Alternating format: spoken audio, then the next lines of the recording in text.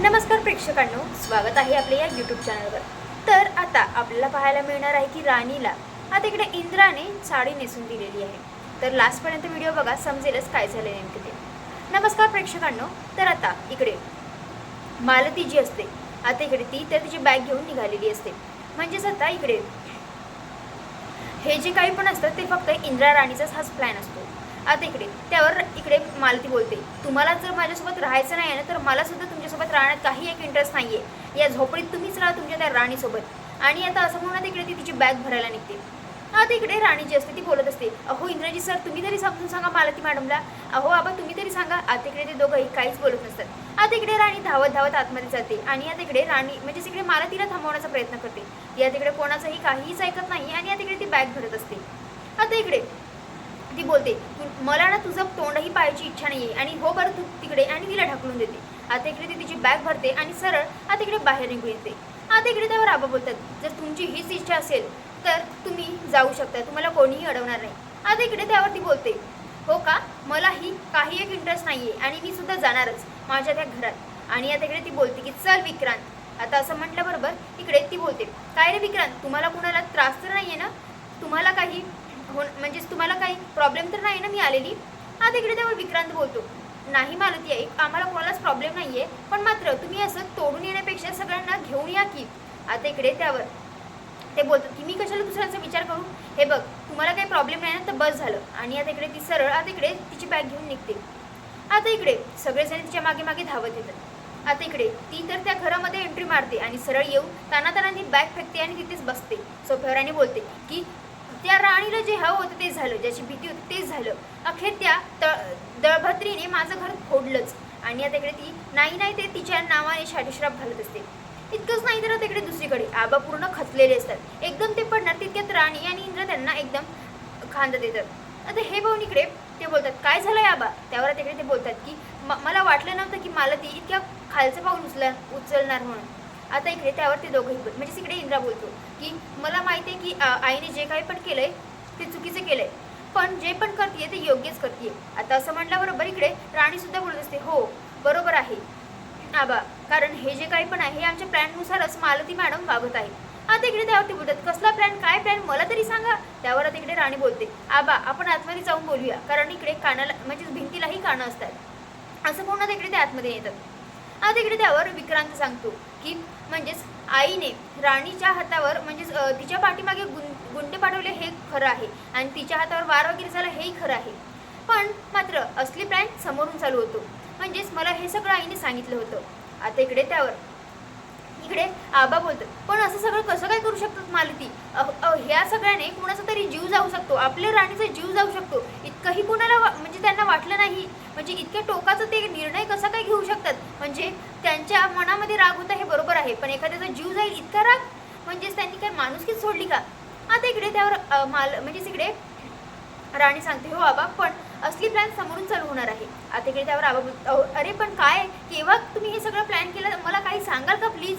आता इकडे त्यावर इंद्रा सांगतो की हो, म्हणजेच राणीवर जो हल्ला झालाय ते सगळं काही मला आईने सांगितलं होतं। म्हणजे जेव्हा आबांना ते घेऊन आले होते तेव्हा इंद्रा जो असतो तिच्यासोबत कामाला म्हणजेच आतमध्ये मदतीसाठी गेलेला असतो, तेव्हाच मालतीने सांगितलेलं असतं की हे बघ मला माहिती आहे की तुला म्हणजे त्रास होणार, म्हणजेच मला सगळं काही करायचं नव्हतं, पण ते झालं। आणि आता इकडे ती सगळं काही सांगते, म्हणजेच आज राणीचा पेपर होता आणि ती वकील झालेली मला बघवणार नाही हे तुला चांगलंच माहिती होतं, आणि पण ना मी म्हणजे रागाच्या भरात तिच्या मागे गुंडे लावले आणि ना म्हणजे मी तिला सांगण्याचा प्रयत्न केलाय, पण ती तेवढ्या वेळात निघून गेली। आता इकडे त्यावर इकडे इंद्रा बोलतो, पण आई तू इतकं सगळं कसं काय करू शकतेस। आणि आता इकडे मालतीची बोलते, ते जाऊ दे सगळं, पण प्लीज तू जा ना, तिला बघ ना तिला काय झालंय आणि काय नाही। आणि म्हणून ना तिकडे मालतीने जे आहे इंद्राला राणीकडे पाठवलेलं असतं।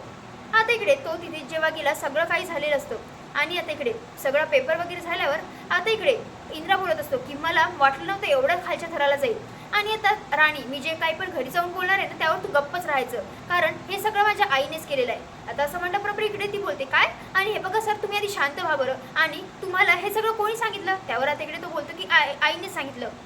त्यावर आता इकडे राणी बोलते, अहो सर मग तुम्हीच विचार करा ना, हे सगळं त्यांनी त्यांच्या मनाने केलेलंच नाहीये आणि त्यांच्या चुकीची त्यांना म्हणजेच पश्चाताप झालाय तेव्हाच त्यांनी सांगितले ना.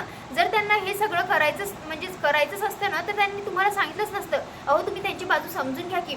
इकडे राणी कशी तरी आता इकडे इंद्राला अडवते आणि त्याला समजवण्याचा प्रयत्न करते आणि बोलते की आपल्याला आता या संधीचं सोनं करायलाच हवं आणि म्हणून आता इकडे ती प्लॅन सांगते.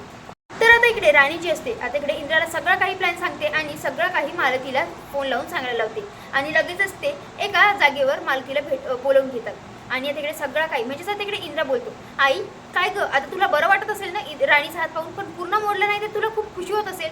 आता इकडे त्यावरती बोलते, असं काय करतोयस इंद्रा आणि तू असं कसं काय वागू शकतोस. आता इकडे ती म्हणजेच रडकुंडी आलेली असते, ती अक्षरशः रडत असते. त्यावर इकडे इंद्रा तिला खूप बोलतो, तो हेही बोलतो की आई मला माफ कर, पण खरंच बोलू का तुझ्याबद्दलचा जो काही पण रिस्पेक्ट होता ना तो सुद्धा माझ्या मनातला संपलाय. आता असं म्हटल्याबरोबर एकदम ती रडायला लागते आणि बोलते, इंद्रा मला सांग तू काय करू.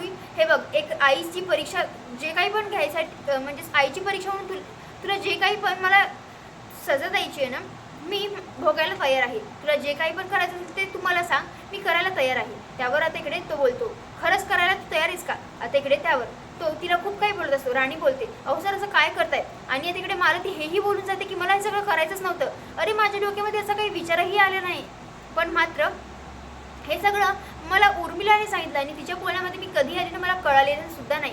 कारण आता इकडे राणीने आधी सांगितलेलं होतं इंद्राला की हे सगळं मालती मॅडमचं डोकंच नाहीये, हे सगळं उर्मिला मॅडमने सांगितलं तेव्हाच त्यांनी हे केलं असेल. आता इकडे या दोघांनाही आता खात्रीच पटलेली असते की हे सगळं उर्मिलामुळेच आईने केलेलं आहे. आणि म्हणून आता इकडे राणी सांगते की सर आता ना आपल्याला या संधीचं सोनं करायचं आहे आणि म्हणून या सगळ्यामध्ये मालती मॅडमची सगळ्यात जास्त महत्त्वाची भूमिका असेल. त्यावर आता इकडे त्यावरती बोलते, म्हणजे नेमकं इतकं मोठं काय करायचं मला. त्यावर आता इकडे ती सगळं काही प्लॅन समजून सांगते आणि आता इकडे इंद्रा हेही सांगतो की आपल्याला आपलं सगळं काही मिळवण्यासाठी आपल्याला ते कागदपत्र म्हणजेच आपल्या ताब्यात घ्यावंच लागेल आणि त्याच्यासाठी आपल्याला आपल्या बंगल्यामध्ये जावं लागेल आणि हे काम तुम्हीच करू शकता. आणि ह्या सगळ्याबद्दल आपल्या प्लॅनबद्दल त्यांच्या कानालाही खबर लागली नाही पाहिजे, हे सुद्धा तुला सगळं काही व्यवस्थित मेंटेन करायचं आहे. आता इकडे त्यावर तो बोलतो, ठीक आहे इंद्रा मी सगळं काही व्यवस्थित करायला तयार आहे आणि मी तिथे राहायला सुद्धा. आता हा सगळा राणी इंद्रा मालती आणि आबांचाच प्लॅन आहे. आता इकडे आबा बोलतात, बापरे इतकं सगळं झालं आणि तुम्ही मला सांगितलं सुद्धा नाही. आता इकडे त्यावर ते सॉरी बोलतात आणि इतकं सगळं काही पटपट झालं ना आम्हाला सांगताच आलं नाही. आता असं सगळं काही बोलतात. आता इकडे आबांना थोडंफार टेन्शन आलेलं असतं. त्यावर आता इकडे इंद्रा बोलते, काय झालंय आबा. आणि आता इकडे ते सांगतात की आता मालती सगळं काही व्यवस्थित हँडल करू शकेल की नाही काय माहिती. आता इकडे मालती जी असते ती तिकडे बोलते की हे बघा सगळ्यांनी लक्षात ठेवायचं, आता त्या राणीने माझा परिवाराला तोडलेलं आहे आणि आता काही झालं तरी या घरात तिचं नाव घ्यायचं नाही.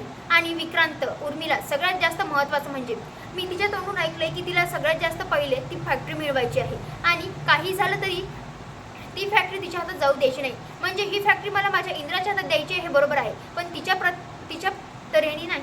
आणि आता इकडे ती त्यांना प्लॅन सांगत असते. आता इकडे ते बोलतात की इथं आता या घरामध्ये कोणीही त्याचं नाव घ्यायचं नाही. आता काही झालं तरी सगळ्यात आधी त्या दळभद्रीला या घराच्या बाहेर कसं काढायचं तेच पाहायचं. आता इकडे त्यावर उर्मिला बोलते, मालती मॅडम तुम्ही काही म्हणजेच मालती आहे तुम्ही काही काळजीच करू नका. त्या राणीला ना या घराच्या बाहेर कसा काढायचं आणि तिचा कसा बंदोबस्त करायचा ना आपण ते ठरवूयाच. नंतर आपला जो काही पण वाद आहे ना तो आपण बसून मिटवूया. आणि असं म्हणून आता इकडे त्यांचा प्लॅन झालेला असतो. आता इकडे सगळेजण आपापल्या रूममध्ये जातात. इकडे उर्मिला आणि विक्रांत हसत असतात. इकडे उर्मिला बोलते की आधी त्या मालती म्हातारीला सांगाव कोणीतरी की हे सगळं घर त्या राणीने नाही तर आपण तोडलंय. आणि तिकडे हे हसत असतात. तर आता आपल्याला पुढील भागात पाहायला मिळणार आहे की तिकडे राणी आणि इंद्राने मालतीला फोन केलेला असतो. मालती रूममधून बोलत असते. आता इकडे राणी बोलत असते की मालती मॅडम आता आपल्याला दुसऱ्या प्लॅनला शिफ्ट व्हायचं आहे. आणि आता इकडे ती सगळं काही प्लॅन सांगते. इकडे मालती फोनवरच बोलत असते. तिथे विक्रांत आणि उर्मिला येतात आणि एकदम ते मालती आई असं हाका मारतात. इकडे एकदम मालतीला धक्का बसतो, म्हणजे त्यांनी काही ऐकलं असेल का म्हणून.